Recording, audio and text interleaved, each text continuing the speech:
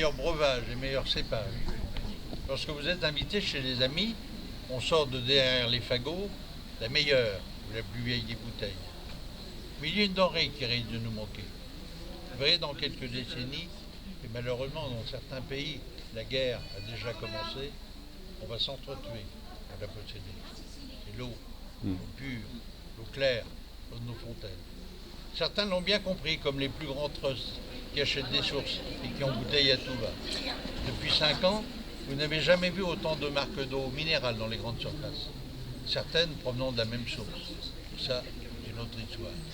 Et moi, colporteur, j'ai ce privilège, mais vous aussi, en circulant dans les hautes montagnes, de découvrir, au détour d'un sentier, une source ou une fontaine.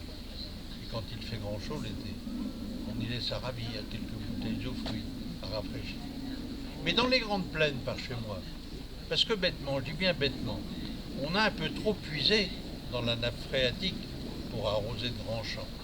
Les sources ont tari, et les petits lavoirs dans lesquels nos mères et nos grands-mères venaient laver leur linge n'ont plus ce petit filet d'eau claire.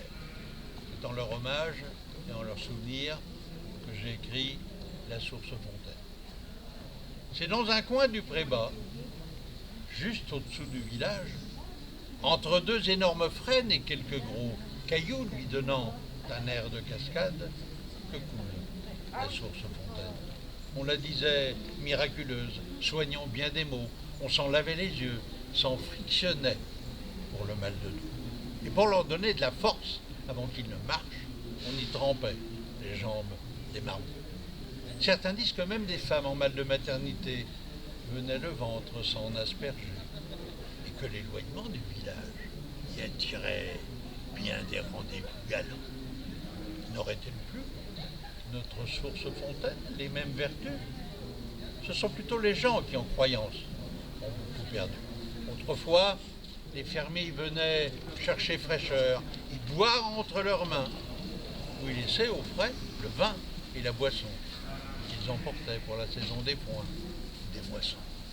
Comme ce grand pré restait en herbe, la vieille Clotilde y venait faire brouter sa chair. Assise sur un pliant à l'ombre des frênes, par le gazouillis de l'eau, elle s'assoupissait souvent. Par les lourdes chaleurs d'été, viennent encore y boire les oiseaux, du roitelet aux pigeons, et en longeant les haies, perdrix et faisans en connaissent l'isolement. D'où nous vient cette eau fraîche, qui depuis des millénaires sûrement a vu passer tant de gens. Pour l'instant, heureusement, les haies et l'endroit sauvage vous en préservent la pureté. Quand vous passerez l'été, baladant, le nez dans le vent, vous remplissant les poumons de l'air pur de notre campagne, sur la large pierre, venez vous asseoir à l'instant. Et avant de repartir, rafraîchi, et la gourde pleine, laissez-vous bercer par le bruissement des feuilles de frêne et le doux piaillement de nos oiseaux des champs. Bravo, bravo, bravo.